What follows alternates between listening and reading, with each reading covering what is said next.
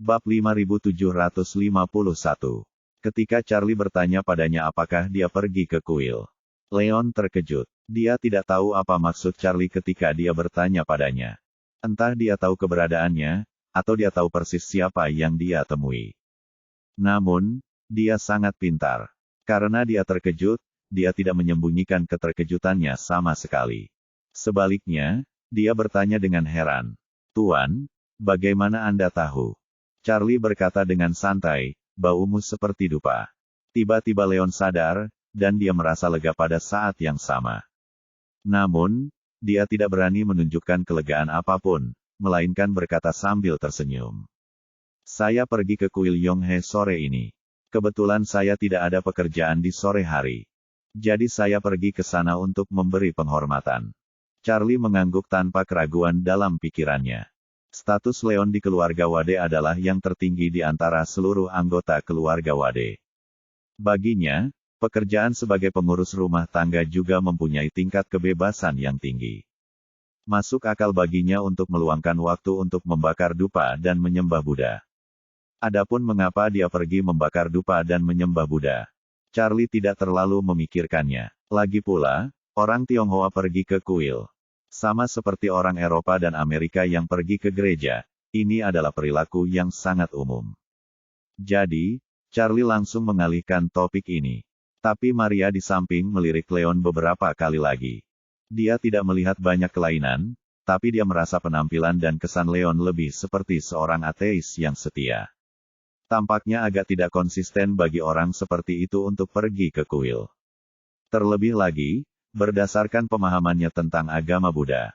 Meskipun orang yang menganut agama Buddha Tantra Tibet sangat taat, kebanyakan dari mereka memiliki utilitarianisme yang kuat, dan sebagian besar dari mereka mencari kekayaan dan kekuasaan.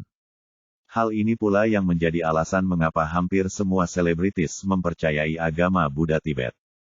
Menurut Maria, penampilan Leon bukanlah tipe orang yang memiliki utilitarianisme yang kuat. Jadi ini agak tidak konsisten. Bagaimanapun juga, Maria adalah manusia, bukan dewa.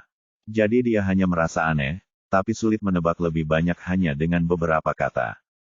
Saat ini, Zongkuan tua di samping bertanya kepada Charlie. "Charlie, berapa lama kamu berencana untuk tinggal di East Cliff kali ini?" Charlie berkata dengan jujur, "Saya belum memutuskan. Yang tercepat adalah besok siang. Saya ingin pergi di pagi hari setelah perjalanan ke Gunung Waderes untuk memberi penghormatan kepada orang tua saya."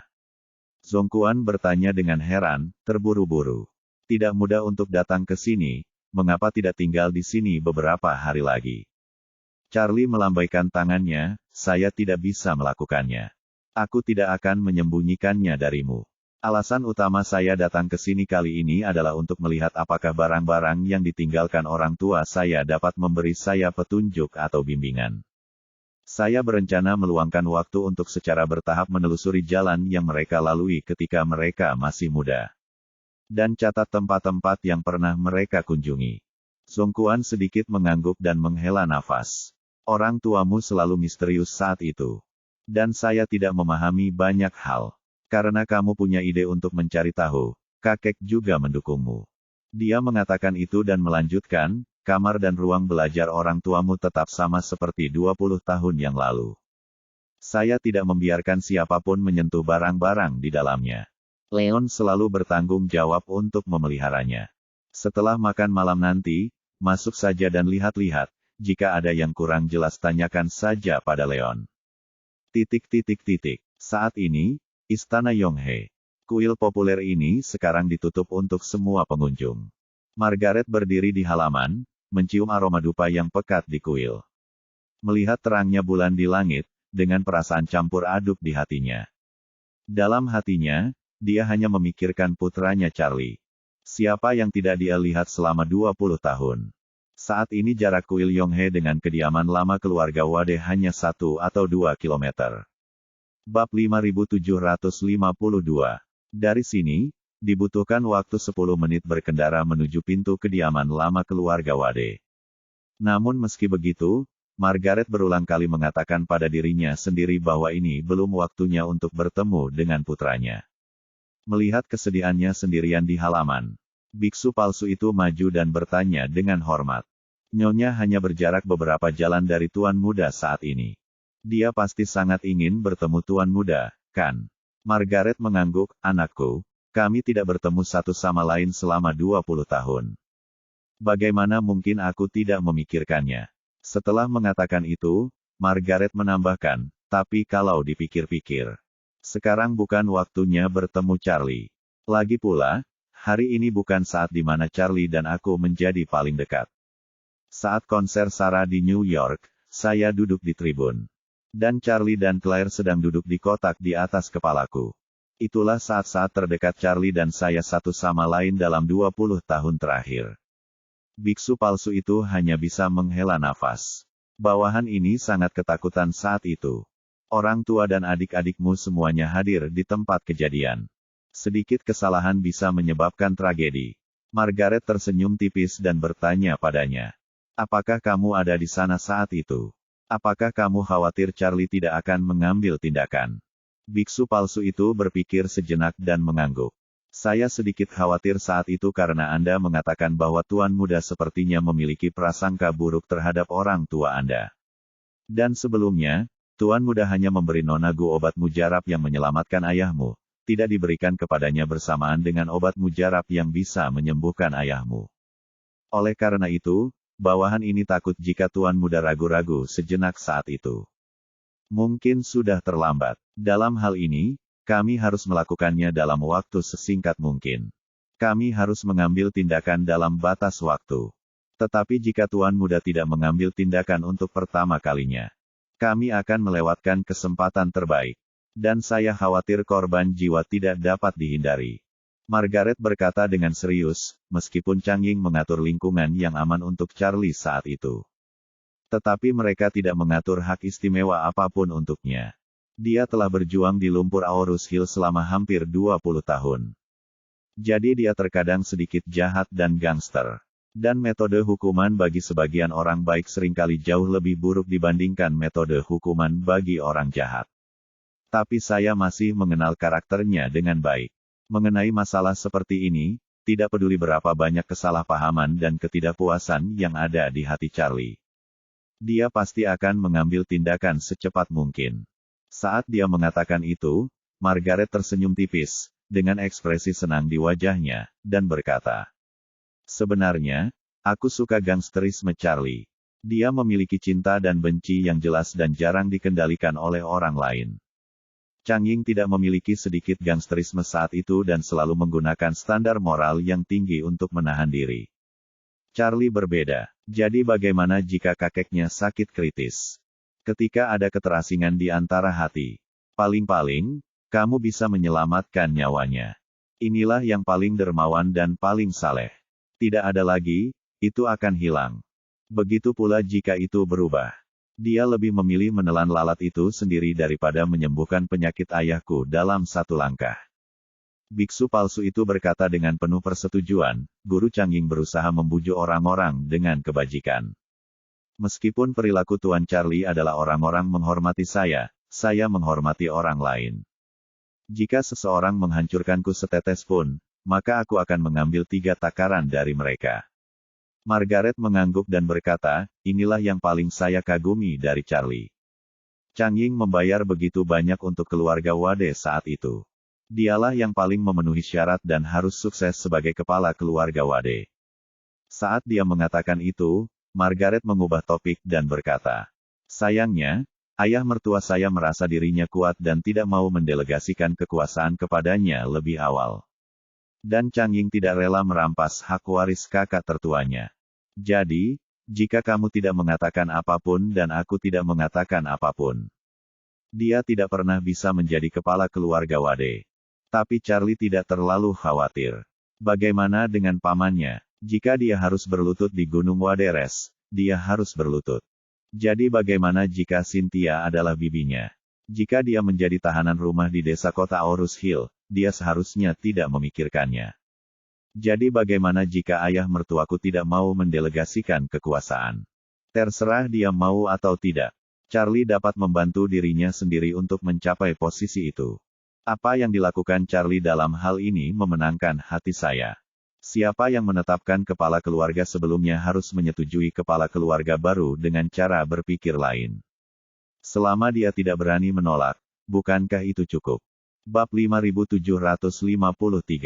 Margaret pernah sangat khawatir dengan pembentukan kepribadian, karakter, dan pandangan hidup Charlie seiring bertambahnya usia. Sebagai seorang ibu, tentu ia berharap untuk selalu memberikan pendidikan terbaik, lingkungan terbaik, dan bimbingan terbaik. Tapi situasi sebenarnya adalah dia hanya bisa menonton diam-diam saat Charlie tumbuh bersama anak-anak lain di panti asuhan.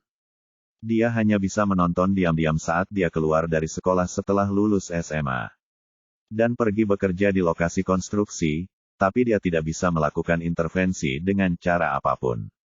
Suatu saat, dia juga khawatir apakah pandangan Charlie akan terdistorsi dalam lingkungan seperti itu. Apakah dia terlalu Filistin, dan apakah dia terlalu komersial? Namun untungnya, antara masa kecil Charlie sebagai generasi muda kaya dan statusnya kemudian sebagai anak yatim piatu yang miskin, dia telah menemukan titik tengah yang baik untuk pandangan dunianya. Hal ini tidak hanya memungkinkan dia untuk mempertahankan pandangan hidup yang normal dan rasa keadilan yang baik, tapi juga memungkinkan dia menghindari standar moral yang terlalu keras yang dipaksakan oleh ayahnya. Dengan kata lain, sampai batas tertentu, ini sangat menutupi kekurangan karakter Changing. Sama seperti kedudukan kepala keluarga Wade. Proses suksesi normal kepala keluarga harus menunggu sampai lelaki tua Zongquan memutuskan untuk pensiun. Dan kemudian Zongquan secara pribadi menunjukkan siapa yang akan mewarisinya. Jika anak-anak lain keberatan, mereka harus menemukan cara untuk membuat lelaki tua itu berubah pikiran dan menjadi lebih kejam. Mungkin dia akan menemukan cara untuk menyingkirkan pewaris aslinya terlebih dahulu, dan kemudian dirinya sendiri yang naik tahta. Keluarga kaya saat ini adalah seperti ini, begitu pula para pangeran dan jenderal di zaman dahulu. Namun Charlie tidak mengikuti teladan keluarga Wade. Bukan saja dia tidak mengikuti proses tradisional. Dia bahkan tidak menyapa keluarga Wade saat mengambil posisi itu. Dia baru saja memberitahu Joseph dengan nada meremehkan di depan keluarga Wade, bahwa dia baru saja mengambil alih urusan keluarga Wade dan kekurangan tenaga. Karena Yusuf ingin tunduk padanya, dia harus setia padanya. Dalam satu kalimat, dia tidak hanya menaklukkan seluruh front bencana, tapi juga langsung memberitahu semua orang bahwa dia sudah menjadi kepala keluarga Wade. Dia tidak memberikan kesempatan kepada keluarga Wade untuk bereaksi atau mempertimbangkan. Dan bahkan tidak repot-repot memberitahu mereka keputusannya secara langsung. Baru saja mengumumkan hasilnya langsung kepada pihak ketiga dan biarkan mereka mendengarkan. Namun justru karena pendekatan yang keras dan tidak kenal kompromi, bahwa Charlie mengambil posisi kepala keluarga Wade tanpa hambatan apapun. Jika Zongquan menolak menyerahkan posisi itu, dia hanya bisa berdiri dengan patuh dan turun tahta demi kepentingan orang lain. Ketika Margaret mendengar hal ini dari Leon, dia sangat bersemangat sehingga dia tidak bisa tidur sepanjang malam. Dia tidak pernah memperhatikan aset kecil keluarga Wade. Namun kedudukan sebagai kepala keluarga Wade menjadi simpul di hatinya. Saat itu, semua orang tahu kalau suaminya lah yang paling cocok untuk posisi ini. Tapi semua orang di keluarga Wade berpura-pura bodoh. Sehingga hingga meninggal dunia, sang suami belum bisa benar-benar menjadi pemimpin keluarga Wade. Margaret telah mengadukan masalah ini kepada suaminya. Dan simpul di hatinya ini akhirnya dibuka dengan mudah oleh Charlie setelah 20 tahun. Itu membuatnya sangat bahagia. Di saat yang sama, hal itu juga membuatnya semakin menantikan masa depan Charlie. Pada waktu bersamaan, rumah tua keluarga Wade. Setelah Charlie makan bersama lelaki tua itu, dia tidak sabar untuk berkata kepada lelaki tua itu dan Leon. "Kakek, Butler Tang, kamu makan perlahan. Aku akan pergi ke kamar orang tuaku untuk melihatnya." Bab 5754. Leon bertanya dengan hormat, "Tuan, apa yang kamu lakukan? Apakah kamu membutuhkan bawahanmu untuk menemanimu?" "Tidak dibutuhkan." Charlie melambaikan tangannya dan berkata, "Kathy dan aku akan pergi bersama, kamu tidak perlu mengkhawatirkan kami." Maria juga berdiri dan berkata dengan sopan, "Kakek Wade, Butler Tang, permisi." Setelah mengatakan itu, dia mengikuti Charlie keluar dari restoran. Dan menuju ke halaman tempat tinggal orang tua Charlie. Karena luasnya halaman ini, orang tua Charlie punya 4 kamar yang terhubung di sini. Selain ruang utama dan kamar tidur, ada juga ruang belajar dan kamar Charlie sendiri. Dalam istilah awam, ini adalah apartemen 3 kamar tidur dengan 3 kamar tidur dan 1 ruang tamu. Charlie telah tinggal di sini selama beberapa tahun dan cukup akrab dengan keseluruhan tata ruang di sini. Selain itu, hampir tidak ada perubahan yang terlihat jelas di sini, sehingga lebih mudah untuk membedakannya. Ketika dia sampai di aula utama, perabotan dan perabotan di dalamnya masih sama seperti saat orang tuanya membawaku pergi. Gambaran tinggal di sini bersama orang tuanya ketika dia masih muda tiba-tiba muncul di benak Charlie. Dan perasaannya tiba-tiba campur aduk. Setelah itu, dia mengajak Maria berjalan melewati kamar terlebih dahulu. Selain furnitur, beberapa tempat tidur dan bantal telah disiapkan di ruang utama dan kamar tidur. Tapi yang jelas mereka masih baru. Akibatnya, aula utama dan kamar tidur akan kehilangan nilai mencari petunjuk. Jadi Charlie memusatkan energinya pada penelitian. Ruang belajar yang diubah dari sayap halaman tidak terlalu besar. Hampir 30 meter persegi, namun memiliki 3 dinding rak buku dan banyak koleksi buku. Bahkan 20 tahun kemudian, di rak buku di ruang belajar, masih banyak buku peninggalan Chang Ying dan Margaret. Ini adalah favorit pasangan yang tidak bisa melepaskan kacamatanya. Charlie melihat sekilas dan menemukan bahwa meskipun ada banyak buku di dalamnya, hanya ada 3 kategori. Salah satu kategorinya adalah keuangan dan manajemen. Sebagian besar merupakan pengalaman terkait yang ditulis oleh beberapa ekonom dan praktisi keuangan terkenal dunia. Sedangkan kategori lainnya adalah sejarah dan biografi. Dan kategori ketiga adalah kitab perubahan dan gosip. Charlie tidak tahu banyak tentang hal itu ketika dia masih muda. Jadi setiap kali dia datang ke ruang kerja orang tuanya untuk mencari buku, dia hanya menatap buku-buku sejarah yang menarik dan pada dasarnya mengabaikan buku-buku lainnya. Dan baru hari ini dia akhirnya menyadari bahwa orang tuanya telah lama mempelajari I Ching Bagua. Maria juga melihat sekilas koleksi bukunya, lalu menghela nafas kepada Charlie. Tuan, orang tuamu telah mengumpulkan hampir semua buku terbaik tentang I Ching dan Bagua di dunia. Beberapa di antaranya bahkan berasal dari ratusan tahun yang lalu dan sudah tidak lagi dicetak. Tampaknya mereka memiliki keterlibatan dan penelitian yang sangat mendalam terhadap rahasia I Ching Bagua dan Feng Shui. Charlie mengangguk tanpa sadar. Saat ini, yang dia pikirkan adalah bagaimana cara cepat mengkonversi buku-buku ini. Jalani semuanya. Jadi dia mencari dengan hati-hati di rak buku untuk melihat apakah masih ada petunjuk yang tersisa di buku-buku ini. Tapi ada begitu banyak buku bahkan jika dia hanya melihatnya sekilas, tidak mungkin membaca semuanya dalam waktu singkat. Sambil membolak-balik buku itu, dia berkata kepada Maria. Dengan banyaknya buku, sepertinya butuh setidaknya beberapa hari untuk memilahnya. Maria tersenyum sedikit dan berkata, tidak masalah berapa hari yang dibutuhkan, selesaikan saja secara perlahan. Jika Tuan Muda tidak menyukainya, saya akan menemani Anda mengumpulkannya di sini. Charlie berkata, kalau begitu mari kita lihat buku-buku tentang I Ching Bagua ini dulu.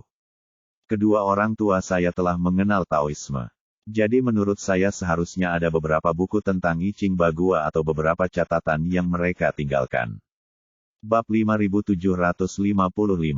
Maria mengangguk dan bertanya kepadanya, saya juga ingin berbagi kekhawatirannya dengan tuannya.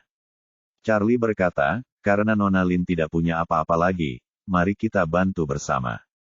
Saya akan melihat sekeliling, dan jika Anda melihat sesuatu yang mencurigakan, katakan padaku sesegera mungkin. Tidak masalah. Maria setuju dengan gembira dan siap.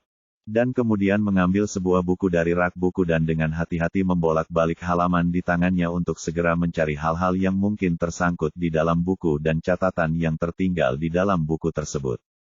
Namun, setelah membaca banyak buku berturut-turut, tak satu pun dari mereka menemukan sesuatu yang bisa membuat mata mereka bersinar. Tepat ketika Charlie tidak tahu harus mulai dari mana, Maria tiba-tiba mengeluarkan sebuah buku hitam dari rak buku. Kemudian dia membukanya sekilas, dan berkata dengan terkejut, Tuan, ada album foto di sini. Mendengar perkataan Maria, tanpa sadar Charlie melihat album foto hitam di tangannya. Begitu Anda melihatnya, Anda bisa tahu bahwa album foto ini sudah tua.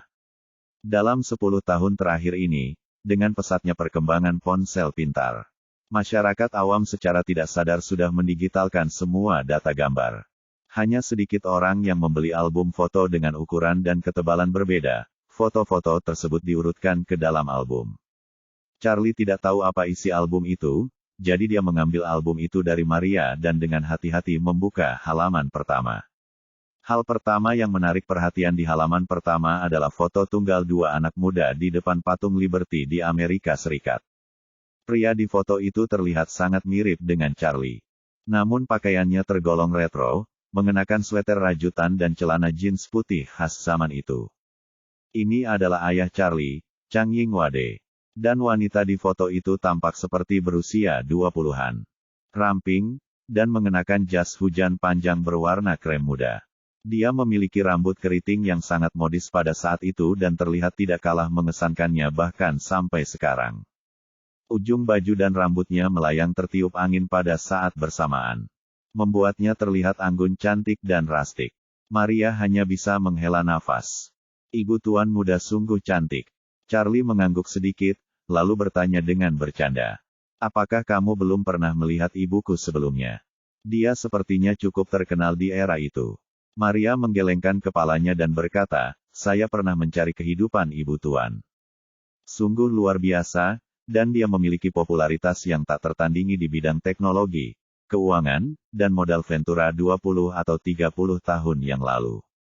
Saat dia berbicara, Maria menghela nafas pelan dan berkata, faktanya, lintasan hidup saya sangat bertolak belakang dengan ibu tuan muda. Setelah ibu tuan muda menjadi terkenal di Silicon Valley dan internet berkembang pesat, dia memanfaatkan peluang tersebut dan menjadi orang yang disebut sebagai trendsetter. Namun, saya mundur setelah munculnya internet. Setelah itu, saya khawatir kemampuan Victoria dalam memperoleh informasi akan meningkat pesat berkat teknologi ini. Dan saya hampir tidak memiliki kontak dengan dunia luar, jadi hal itu terjadi begitu saja. Charlie mengangguk mengerti lalu membuka halaman kedua album itu. Di halaman kedua album foto tersebut, terdapat foto kedua orang tuanya. Masih dengan latar belakang patung Liberty. Chang Ying berdiri tegak, dan Margaret bersandar di sampingnya. Merentangkan lengannya untuk memeluknya. Chang Ying pun mengulurkan tangan untuk memeluk Margaret. Keempat foto di kiri dan kanan halaman ini semuanya merupakan foto grup dua orang. Keempat foto itu bagus, lucu, atau menggembirakan. Namun terlihat bahwa kedua orang di setiap foto memiliki cinta satu sama lain di matanya. Maria melihatnya dan hanya bisa menghela nafas. Hubungan antara orang tua tuan muda pasti sangat baik. Ini benar-benar membuat iri. Charlie mengangguk dan berkata, ini pasti foto hubungan mereka. Faktanya, mereka sangat mesra sejak aku bisa mengingatnya. Mereka tidak pernah bertengkar, bahkan ketika ada perbedaan pendapat. Bab 5756. Salah satu pihak akan segera menyerah sebelum situasi menjadi tidak terkendali. Maria bertanya dengan rasa ingin tahu, lalu siapa yang biasanya pertama kali memberikan kelonggaran? Charlie berpikir sejenak dan berkata, sepertinya tidak jelas siapa yang akan menyerah lebih dulu. Keduanya selalu memiliki pemahaman yang diam-diam dalam hidup dan selalu bisa menilai kegigihan satu sama lain dalam sesuatu dengan sangat baik. Jika mereka merasa pihak lain lebih keras kepala dalam hal ini, semakin ngototnya mereka, semakin besar pula salah satu dari mereka akan menyerah. Maria hanya bisa menghela nafas, dua orang dapat menyeimbangkan satu sama lain setiap saat. Hubungan seperti ini sangat jarang terjadi. Charlie mengangguk sedikit dan membuka halaman ketiga album. Setelah membuka halaman ini, foto di pojok kanan atas sebelah kiri adalah sebuah toko barang antik kecil. Toko barang antik ini agak retro. Bentuk pintunya agak bergaya Inggris. Di tengah papan nama melingkar, yang di sebelah kanan tertulis karakter Cina. Kata, kuno. Maria di samping menunjuk ke plat nomor di sebelah pintu toko dan berkata, Tuan, toko ini ada di Queens, New York. Benar-benar. Charlie bertanya dengan rasa ingin tahu, bagaimana kamu bisa mengetahuinya? Saya tidak bisa melihatnya pada resolusi ini. Saya tidak mengerti kata-kata di dalamnya. Maria berkata, saya tinggal di Queens. Ukuran, warna, dan posisi gantung plat nomor ini adalah gaya awal Queens. Saya tidak yakin apakah itu masih digunakan sampai sekarang. New York. Charlie mengangguk. Tiba-tiba aku teringat apa yang dikatakan pamanku beberapa hari yang lalu. Orang tuaku membeli satu set buku antik di toko barang antik di New York. Kumpulan buku itu adalah, kata pengantar 9 kitab suci misteri mendalam. Dikombinasikan dengan toko barang antik di foto. Charlie tiba-tiba teringat sesuatu dan berkata kepada Maria. Ini mungkin toko barang antik tempat ayahku membeli, kata pengantar 9 kitab suci misteri mendalam. Maria juga terkejut dan berkata cepat. Kata pengantar 9 kitab suci misteri yang mendalam, pasti ada hubungan tertentu antara 9 misteri klasik dan kata pengantar 9 kitab suci misterius. Tuan muda secara tidak sengaja memperoleh kata pengantar 9 kitab suci misterius di sebuah toko barang antik di Aurus Hill. Ayahmu memperoleh kata pengantar 9 kitab suci misterius di sebuah toko barang antik di New York. Pasti ada lebih dari sekedar kebetulan di antara keduanya. Charlie mengangguk dan berkata, dunia ini begitu besar, mustahil dua kitab suci yang sangat misterius jatuh ke tangan ayah dan anak masing-masing. Dan ada pemisahan ruang dan waktu di antara mereka. Setelah mengatakan itu, Charlie segera menunduk lagi. Foto kedua di pojok kiri bawah adalah foto ayah Charlie, Chang Ying. Dan seorang pemuda yang lebih muda darinya, di depan toko barang antik ini. Dalam foto tersebut, keduanya saling berpegangan punggung sambil mengacungkan jempol ke arah kamera dengan tangan lainnya. Maria menunjuk orang-orang di sekitar ayah Charlie dan bertanya kepada Charlie. Apakah Tuan Muda mengenal orang ini? Dia menggelengkan kepalanya, tidak. Maria berkata, sepertinya dia memiliki hubungan yang baik dengan ayah Tuan Muda. Apakah kamu tidak melihatnya ketika kamu di sana? Tidak. Charlie berkata dengan tegas, saya tidak memiliki informasi tentang orang ini dalam ingatan saya. Saat dia mengatakan itu, Charlie melihat penampilan orang itu, tiba-tiba mengerutkan kening, dan berkata, aneh, saya benar-benar belum pernah melihat orang ini di foto ketika saya masih kecil. Setidaknya sebelum orang tuaku dan aku meninggalkan East Cliff. Aku belum pernah melihat orang seperti itu, tapi orang ini kelihatannya agak familiar. Untuk sementara waktu saya tidak tahu di mana saya melihatnya. Maria berpikir sejenak dan berkata dengan serius. Keakraban itu tidak mungkin terjadi tanpa alasan. Mungkin saja Tuan Muda belum pernah melihatnya. Tapi sudah bertemu kerabatnya, jadi dia merasa penampilannya familiar. Mungkin juga Tuan Muda itu memang melihatnya. Tetapi ketika Tuan Muda melihatnya, penampilannya telah berubah secara signifikan dibandingkan dengan dia di foto. Misalnya, dia mungkin menjadi lebih gemuk, botak, dewasa, atau bahkan lebih tua. Charlie berkata setuju, apa yang Anda katakan memang mungkin. Tetapi saya benar-benar tidak dapat menemukan petunjuk yang jelas saat ini. Maria mengerucutkan bibir bawahnya dan bertanya pada Charlie. Bolehkah saya mengambil fotonya dan melihatnya? Mungkin ada sesuatu yang tertulis di belakangnya. Dahulu, orang-orang mengambil foto dan mempunyai kebiasaan menulis di belakang foto sebagai kenang-kenangan. Charlie mengangguk dan berkata, oke, keluarkan. Maria dengan hati-hati mengeluarkan foto itu. Kemudian dia melihat ke belakang dan berkata dengan terkejut.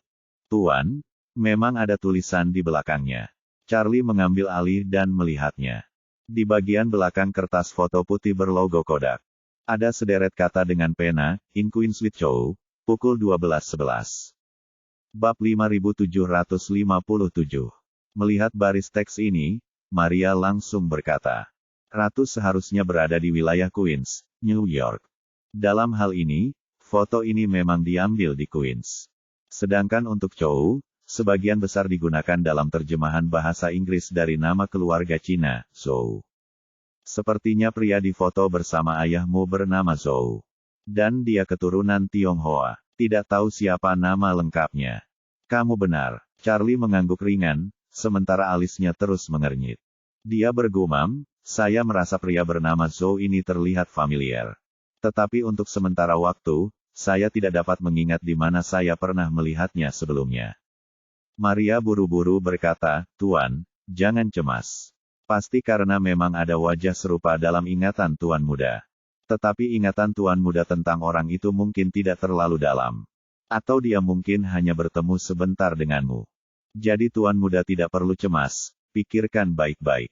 Dan kamu pasti bisa memikirkan petunjuknya. Saat dia berbicara, dia bertanya pada Charlie. Selain menganggap orang ini familiar, apakah ada petunjuk lain yang membuatmu merasa aneh atau familiar? Charlie terus menggosok pangkal hidungnya dan berkata, adapun petunjuk lainnya, saya merasakannya, dilihat dari foto ini. Orang bernama Zhou tidak hanya sedikit familiar, tapi familiar dalam hal tertentu. Tetapi saya tidak dapat memahami petunjuk spesifik dalam pikiran saya. Maria berkata dengan lega, Guru, jangan cemas. Mari kita selesaikan semuanya. Pertama, mari kita bicara tentang pakaian tuan dan pria bernama Zhou. Apakah ada detail khusus? Charlie melihatnya dan berkata, ayahku seharusnya mengenakan pakaian dari akhir abad yang lalu. Jaket bomber yang lebih populer. Dan orang di sebelahnya memakai jaket wol biasa. Yang seharusnya merupakan pakaian yang relatif normal di era itu. Maria bertanya lagi, bagaimana dengan Ratu? Orang tuamu sudah tinggal di Amerika selama bertahun-tahun. Apakah mereka pernah berbicara kepadamu tentang Ratu? Atau apakah mereka pernah membawamu ke Queens? Dia berpikir sejenak dan menjawab. Dalam ingatanku, aku pergi ke Amerika bersama orang tuaku. Atau kembali mengunjungi kerabat bersama ibuku. Saya tinggal di sana di Long Island, selain Long Island. Saya biasanya lebih sering pergi ke Manhattan. Dan aku tidak memiliki kesan yang jelas tentang Queens. Saat dia berbicara, Charlie menambahkan, meskipun itu toko barang antik. Saya baru mengetahuinya dari paman saya beberapa hari yang lalu. Orang tuaku belum pernah menyebutkannya kepadaku sebelumnya. Pada titik ini, ekspresi Charlie tiba-tiba membeku. Maria tidak memperhatikan perubahan Charlie. Tapi menatap foto itu dengan hati-hati dan berkata, mungkin kita bisa bertanya kepada bawahan lama ayahmu untuk mengetahui apakah mereka mengenali orang ini. Setelah mengatakan itu, Maria tidak mendengar jawaban Charlie. Jadi dia tanpa sadar bertanya, Tuan. Charlie masih tidak menanggapi saat ini. Maria menoleh ke arahnya dan melihat wajahnya ngeri dan seluruh tubuhnya seperti tidak bisa bergerak. Jadi dia segera bertanya kepadanya, Guru, ada apa denganmu? Charlie tiba-tiba terbangun oleh pertanyaan Maria. Seketika keringat dingin mulai mengucur di dahi dan pipinya. Dan dia berkata dengan panik yang jarang terjadi, saya rasa saya tahu mengapa orang ini terlihat familiar. Maria terkejut dan bertanya dengan cepat, Tuan Muda, apakah Anda ingat? Ya, Charlie mengangguk berat dan menjelaskan. Kamu bilang nama belakangnya adalah Zhou, dan aku merasakan keakraban yang tak bisa dijelaskan. Dan kemudian ada toko barang antik di belakang mereka. Bab 5758. Saat dia berbicara, Charlie memandang Maria, ekspresinya masih ngeri, dan berkata, apakah kamu ingat, aku sudah bilang padamu bahwa ayah mertuaku tidak tahu bagaimana berpura-pura mengerti. Jadi dia bersikeras pergi ke toko barang antik untuk memperluas wawasannya. Tapi dia secara tidak sengaja memecahkan pot batu giok dan vas pegas milik seseorang. Maria berkata tanpa berpikir, tentu saja. Tuan Muda memperoleh 9 kitab suci surgawi yang misterius, dari sisa-sisa pot batu giok dan vas pegas. Bagaimana mungkin aku tidak mengingat hal sepenting itu? Charlie mengangguk dan menunjuk. Jarinya tertuju pada pria yang berpose berdampingan dengan ayahnya di foto dan bergumam. Dia adalah manajer toko barang antik saat itu.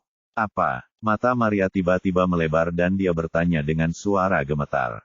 Tuan Muda, maksud Anda pria yang berfoto dengan ayah Anda di New York lebih dari 20 tahun yang lalu ini berada di toko barang antik di Aurus Hill lebih dari 20 tahun kemudian. Dan dialah yang memberikan botol pegas pot giok berisi 9 kitab suci surgawi yang misterius kepada ayah mertuamu. Ya? Charlie mengangguk tegas, saya yakin. Nama orang ini adalah Liang Yunzhou. Dan toko barang antik di Aurus Hill bernama The Antique Shop. yang dimiliki oleh keluarga Song di Aorus Hill. Saat itu, toko barang antik sedang tidak berjalan dengan baik. Dalam industri besar keluarga Song, itu hanyalah sudut yang tidak mencolok. Lini bisnis pertama yang menjadi tanggung jawab Warnia. Kepala keluarga Song saat ini. Dan Liang Yun adalah manajer toko barang antik pada saat itu. Saat ini, Charlie merasa punggungnya sudah basah kuyup. Di masa lalu, dia merasa cukup beruntung mendapatkan 9 kitab suci surgawi yang misterius. Hingga beberapa waktu lalu, ia mendengar dari pamannya bahwa orang tuanya telah memperoleh 9 kata pengantar sutra misterius. Dia berspekulasi bahwa harus ada hubungan tertentu antara kata pengantar 9 sutra misterius dan 9 sutra surgawi misterius. Namun belum ada bukti yang jelas. Kini, dia tiba-tiba mengetahui bahwa manajer toko barang antik bernama Liang Yun sebenarnya adalah teman ayahnya lebih dari 20 tahun yang lalu. Dari tangannya pot batu giok dan botol pegas diserahkan kepada ayah mertuanya. Saat itu, ayah mertuanya sedang berada di ruang VIP bersamanya sambil menunggu di depan pintu. Oleh karena itu, dia tidak melihat dengan matanya sendiri apa yang terjadi di dalam. Namun dari penuturannya selanjutnya, kita dapat mengetahui bahwa pada saat itu, Liang Yun membawa botol pegas pot giok dan mengeluarkan kotak kemasan yang indah dan menyerahkannya kepada ayah mertuanya. Ayah mertuanya menyelipkan tangannya dan menjatuhkan botol itu ke tanah. Sekarang sepertinya Liang Yun ini diselingi, ini jelas bukan suatu kebetulan. Jadi, tanpa sadar Charlie mengeluarkan ponselnya dan segera menelepon Warnia. Sekarang, satu-satunya cara untuk memahami Liang Yun ini mungkin adalah Warnia. Panggilan itu dijawab dengan cepat. Ketika dia menerima telepon dari Charlie di malam hari, Warnia masih sedikit bersemangat. Dia bertanya dengan gembira, mengapa Tuan Wade menelepon saya selarut ini? Charlie menekan rasa gugup di hatinya dan bertanya, Warnia, saya ingin bertanya apakah manajer toko barang antik bernama Liang Yun Zhou masih bekerja untuk keluarga Song sekarang? Tidak lagi, kata Warnia tanpa sadar. Dia sangat kasar padamu dan ayah mertuamu di toko barang antik. Saya merasa bukan hanya etika profesionalnya yang cacat, tetapi kualitas profesionalnya juga sangat kurang, jadi saya memecatnya. Memecatnya, Charlie buru-buru berkata. Ditanya, lalu, apakah kamu tahu kemana dia pergi? Saya tidak tahu, Warnia berkata, setelah kejadian itu, saya tidak pernah melihatnya lagi. Charlie bertanya dengan cepat, bagaimana dengan dia? Kapan dia mulai bekerja di toko barang antik? Warnia berkata, dia bekerja di The Antique Shop untuk waktu yang sangat singkat. Totalnya lebih dari 1 bulan atau kurang dari 2 bulan. Mendengar ini, Charlie merasa lebih bersemangat. Itu adalah sebuah kejutan. Liang Yun ini baru bekerja di toko barang antik 2 bulan sebelum kejadian. Semua tanda-tanda ini menunjukkan bahwa dia sepertinya pergi ke toko barang antik hanya untuknya. Memikirkan hal ini, Charlie dengan cepat bertanya. Warnia, apakah kamu yang merekrutnya saat itu? Ya, kata Warnia. Saat itu, saya tidak dianggap serius di keluarga Song. Dan saya dikucilkan oleh paman dan sepupu saya. Jadi keluargaku memberiku bisnis toko barang antik. Saat itu, toko barang antik sudah tidak mampu lagi memenuhi kebutuhan hidup. Dan secara internal juga sangat kacau. Kolusi antara karyawan internal dan eksternal sangat serius. Jadi saya memecat semua orang dan menggantinya dengan sekelompok orang baru. Saat itulah Liang Yun datang melamar pekerjaan itu. Bab 5759. Charlie berkata, mengapa Anda merekrut dia saat itu? Warnia berpikir sejenak dan berkata, orang ini memberi saya perasaan yang sangat baik pada awalnya. Dia memiliki pengetahuan yang sangat baik tentang barang antik timur dan barat. Dan dia rendah hati dan sangat berpengetahuan. Pendidikan dan pengetahuannya dapat dilihat selama wawancara. Dia sangat fasih dan bisa menjawab semua pertanyaan dengan lancar. Selain itu, persyaratan gajinya tidak berlebihan. Secara keseluruhan, saya merasa rasio harga kinerja sangat tinggi. Jadi saya mempekerjakannya pada hari wawancara. Setelah mengatakan itu, Warnia berkata dengan sedikit kesal. Hanya saja aku tidak menyangka sifat orang ini begitu buruk. Dia tidak hanya menyinggung ayah mertuamu, Tapi dia bahkan menyinggungmu hari itu. Dia bahkan tidak bisa melihat teknik perbaikanmu yang luar biasa. Dia ceroboh dalam mengenali orang, dan saya meminta Guru Wade untuk memaafkan saya. Charlie berpikir dalam hati, kalau dipikir-pikir, orang yang disebutkan Warnia sangat berpengetahuan tentang barang antik, rendah hati, dan berpendidikan tinggi. Apakah identitas asli Liang Yun, yang sangat marah karena ayah mertuaku menjatuhkan pot batu giok dan botol pegas, menamparnya, dan berbicara kasar padanya? Itu sebenarnya penyamarannya. Saat ini, Warnia ditelepon bertanya kepadanya, "Tuan Wade, mengapa Anda tiba-tiba teringat bertanya tentang Liang Yun?" Charlie menutupinya dan berkata, "Oh, tidak apa-apa, aku hanya mengobrol dengan teman-temanku tentang masa lalu. Dan tiba-tiba saya merasa sedikit emosional dan ingin bertanya tentang orang ini." Setelah mengatakan itu, Charlie bertanya lagi, "Ngomong-ngomong, bisakah kamu menemukan informasi orang ini dan memberikannya kepadaku?" Warnia berkata, "Izinkan saya bertanya kepada penanggung jawab toko sekarang." Pada saat itu, informasi pegawai toko masih tersimpan di komputer toko. Pada awalnya pendaftaran industri dan komersial tidak terdaftar di bawah grup lagu. Jadi informasi karyawan di sana tidak digabungkan ke dalam file personel grup lagu. Dan pengelolaannya tidak seformal itu. Charlie berkata, "Kalau begitu, ini kerja keras untuk Warnia. Tolong bantu saya bertanya dan kirimkan kepada saya sesegera mungkin setelah Anda menemukannya." "Baik, Tuan Wade." Charlie menutup telepon dan berkata kepada Maria, "Saya akan mendapatkan informasinya nanti. Terima kasih, Nona Lin, dan kirimkan ke Tuan Sun agar dia dapat membantu memeriksa semua informasi file orang ini." Maria berkata tanpa ragu, "Jangan khawatir, Tuan Muda, saya akan memberitahunya secepat mungkin." Charlie mengangguk, dan keduanya dengan cemas menunggu tanggapan Warnia. Warnia juga sangat efisien. Beberapa menit kemudian, dia mengirimi Charlie dokumen Word. Charlie membuka dokumen itu dan melihat kolom kewarganegaraan Liang Yun bertuliskan Tiongkok dan tempat asalnya tertulis Aurus Hill. Dia tahu bahwa informasi ini kemungkinan besar salah. Terus melihat ke bawah, resume Liang Yun tidak mengandung kredibilitas apapun. Dalam resumenya, Liang Yun pernah terlibat dalam pekerjaan yang berhubungan dengan barang antik di Tiongkok. Ia mengatakan bahwa ia mendirikan kios untuk menjual barang antik di Panjiayuan, East Cliff lebih dari 20 tahun yang lalu. Kemudian, dia pindah ke beberapa tempat di negara tersebut. Bekerja sebagai pedagang barang antik dan pemilik toko barang antik. Untuk waktu yang lama, ia bahkan bekerja di sebuah pabrik yang khusus memproduksi mainan kelas bawah. Di seluruh resume, tidak disebutkan bahwa dia pernah meninggalkan Tiongkok. Namun foto dirinya dan ayahnya jelas berada di Queens, AS. Yang lebih keterlaluan lagi, di kolom bahasa, Liang Yun hanya menulis bahasa Mandarin, bukan bahasa Inggris. Sebagai orang yang pernah berada di luar negeri, dan bagi seseorang yang telah berada di luar negeri lebih dari 20 tahun.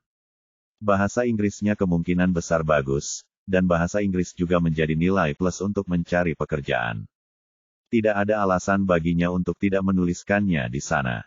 Kecuali dia tidak ingin orang tahu kalau dia pernah ke luar negeri. Apalagi di kolom pendidikan, Liang Yun menulis SMA.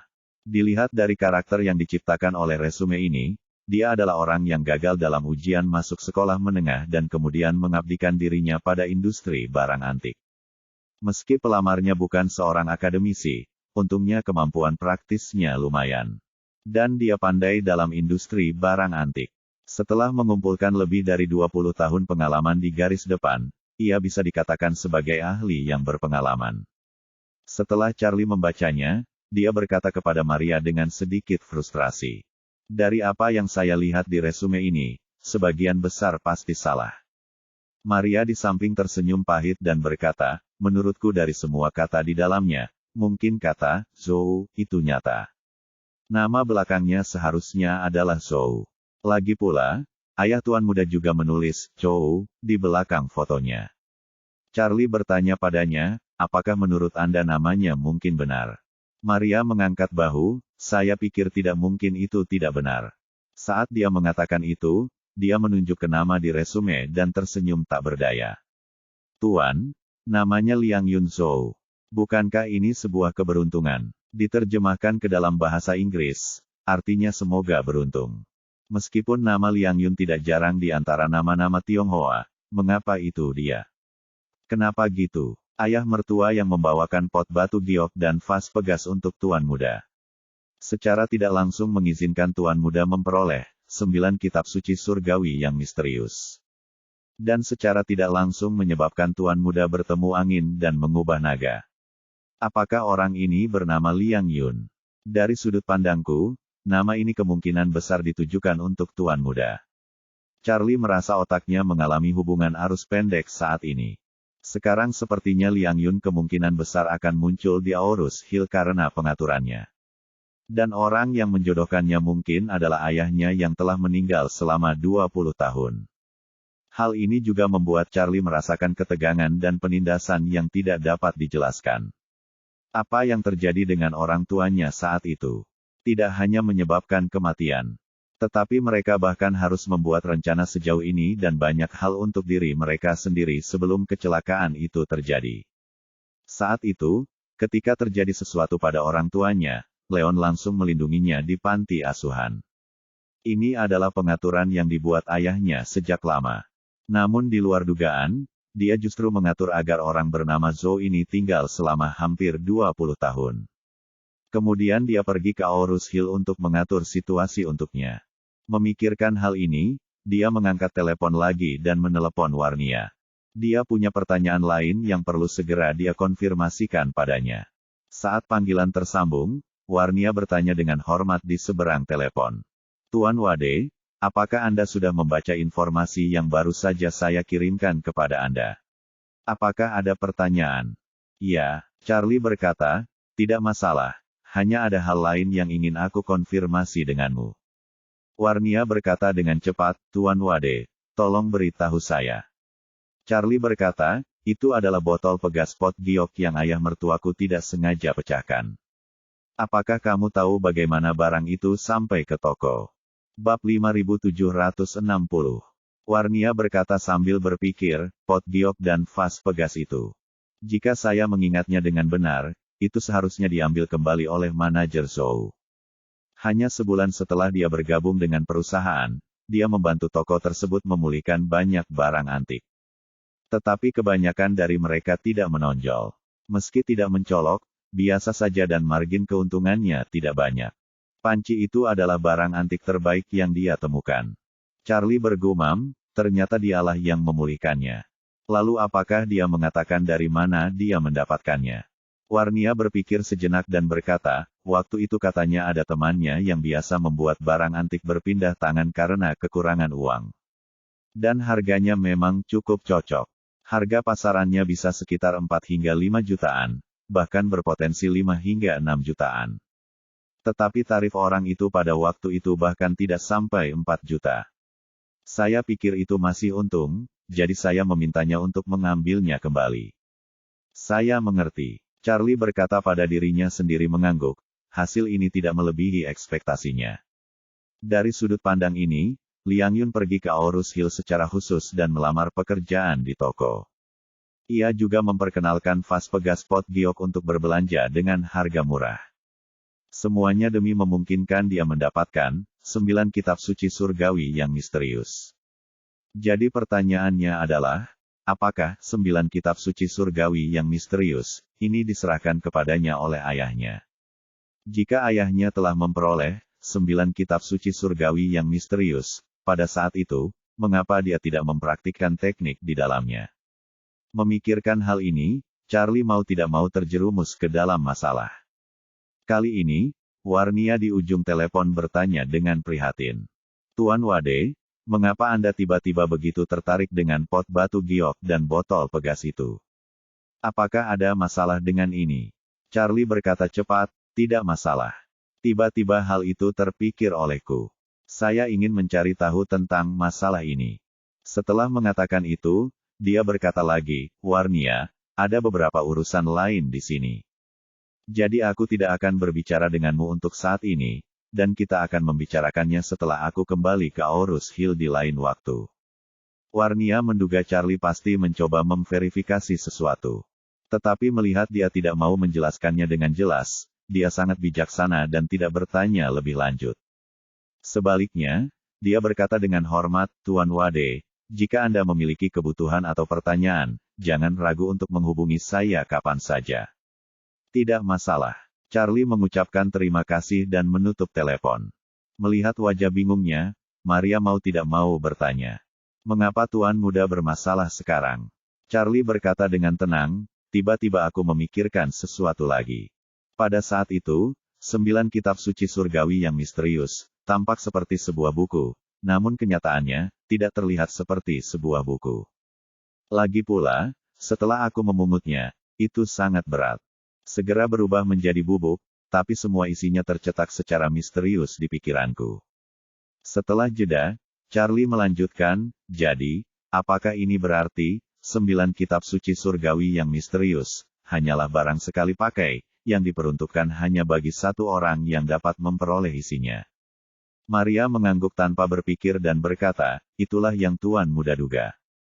Charlie menambahkan, kalau begitu, ketika saya menemukannya, potnya baru saja pecah. Dan itu belum berubah menjadi bubuk. Apakah itu berarti tidak ada orang lain yang membaca isinya sebelum saya menemukannya? Maria berpikir sejenak dan berkata, saya rasa tidak dapat dikatakan bahwa tidak ada seorang pun yang membaca isinya. Saya merasa lebih seperti orang lain yang ingin melihatnya tetapi tidak bisa. Setelah mengatakan itu, Maria menambahkan, dari mulut Paman Tuan Muda, kita dapat mengetahui bahwa ayah Tuan Muda mendapat edisi ke-19 di masa lalu. Ketika dia membaca kata pengantar sutra misterius, dia merasa seolah-olah dia telah menemukan harta karun dan mengorbankan semua tidur dan makanannya untuk mempelajari misteri tersebut. Oleh karena itu, menurut saya tidak ada alasan baginya untuk memahami lebih dalam tentang 9 kitab suci misterius, setelah mempelajari kata pengantar 9 kitab suci misterius. Dia memilih untuk tidak mempelajarinya, tetapi menyerahkannya langsung kepada Tuan Muda. Charlie setuju dan berkata, ya, menurut pemikiran orang normal. Karena ini sebuah buku, betapapun bagus atau langkanya, Anda juga dapat membacanya terlebih dahulu dan kemudian memberikannya kepada putra Anda. Atau ajarkan isinya kepada anakmu. Tidak ada alasan sama sekali. Anda bahkan tidak membacanya sendiri, Anda hanya menyimpannya dan menunggu hingga lebih dari 20 tahun kemudian untuk memberikannya kepada putra Anda untuk dilihat.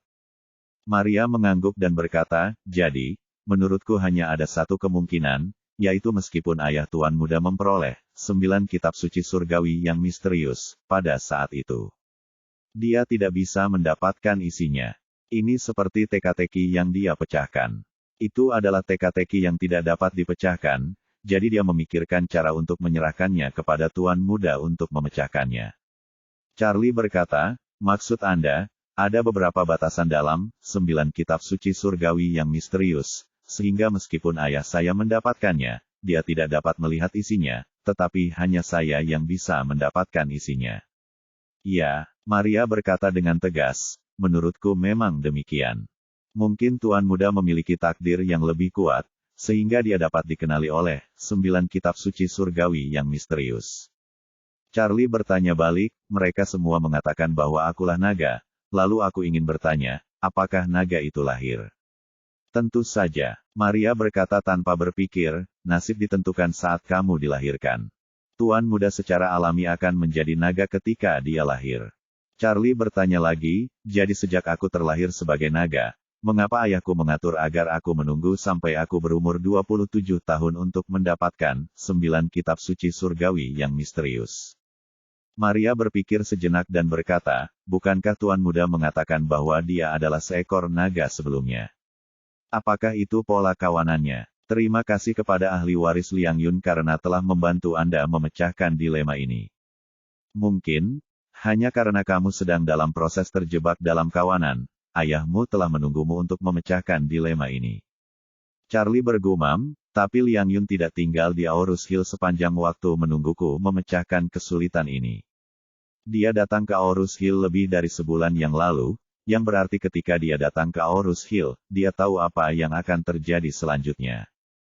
Tapi, ayahku telah meninggal selama 20 tahun, dia bukanlah seorang peramal sepertimu. Bagaimana dia bisa tahu 20 tahun yang lalu bahwa saya akan berusia 27 tahun dan dapat mengatasi dilema itu? Maria hanya bisa mengerutkan keningnya. Dia berpikir lama dan kemudian berkata, apa yang dikatakan Tuan Muda itu benar. Meskipun aku tidak bermaksud menyinggung perasaanmu, ayahmu tidak akan mampu menghitung segala sesuatunya 20 tahun dari sekarang dengan begitu akurat 20 tahun yang lalu. Charlie berkata lagi, saat itu ketika saya bertemu Tuan Lai di Yelingshan, dia berkata bahwa dia datang ke East Cliff untuk memilih tanah harta karun geomantik Yelingshan untuk keluarga Wade atas permintaan kakek saya. Saya juga sudah memverifikasi hal ini dengan kakek saya dan banyak pihak lainnya. Saat keluarga Wade sedang sial, kakek saya sangat meminta bantuan kemana-mana. Dan akhirnya dia meminta bantuan Pak Lai. Oleh karena itu, kemampuanku untuk memecahkan situasi Dragon Trap soal seharusnya tidak diatur oleh ayahku sebelumnya. Maria bertanya, bagaimana dengan ahli waris Tuan Lai? Apakah mereka sudah memberitahu Tuan Muda kapan situasi di mana naga yang terperangkap di pantai terjadi? Charlie memikirkannya sejenak dan berkata, menurut apa yang dia katakan, itu seharusnya terbentuk ketika aku menikah. Maria bingung dan berkata, saya semakin tidak dapat memahaminya. Tuan Muda berusia 28 tahun ini, sejak lahir hingga 23 tahun, Anda masih seekor naga, dan tidak pernah terjebak. Jadi mengapa Liang Yun tidak memberikan 9 kitab suci surgawi yang misterius kepada Tuan Muda sebelum dia berusia 23 tahun? Charlie menghela napas, ya, saya juga tidak dapat memahaminya. Dan yang lebih tidak dapat saya pahami adalah bahwa Liang Yun tidak muncul sebelum saya berusia 23 tahun. Kemudian saya menikah dan terjerumus ke dalam dilema Long Quan soal. Baru 4 tahun kemudian Tuan Lai mengungkapnya. Bagaimana Liang Yun bisa begitu akurat dalam memanfaatkan peluang ini? Dari titik waktu yang dikatakan Tuan Lai kepada saya, dapat dipastikan bahwa setelah dia benar-benar menyelesaikan dilema Dragon Trap soal, saya segera memperoleh 9 kitab suci surgawi yang misterius. Artinya Liang Yun tahu kapan aku bisa keluar dari kesulitan itu, jadi dia datang ke Aorus Hill untuk bersiap sebulan sebelum aku menyingkirkan kesulitan itu. Maria berseru, sepertinya dia memperhatikan keluarga Wade dan Tuan Muda. Dan bahkan memperhatikan setiap gerakan Tuan Lai.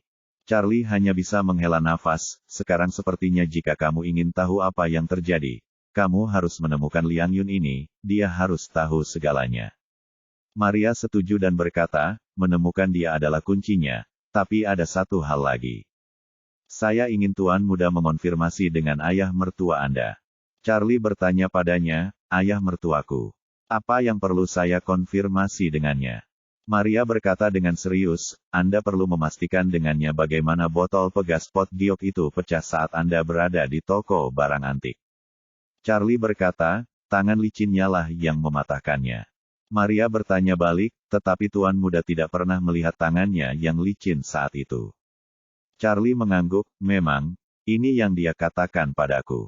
Maria berkata, sekarang tampaknya pot batu giok dan vas pegas yang pecah adalah kunci bagi Tuan Muda untuk mendapatkan 9 kitab suci surgawi yang misterius nanti. Itu seperti satu-satunya sumbu yang bisa meledakkan bahan peledak. Oleh karena itu, saya pikir kondisi pemicuan yang penting seperti itu tidak diperlukan.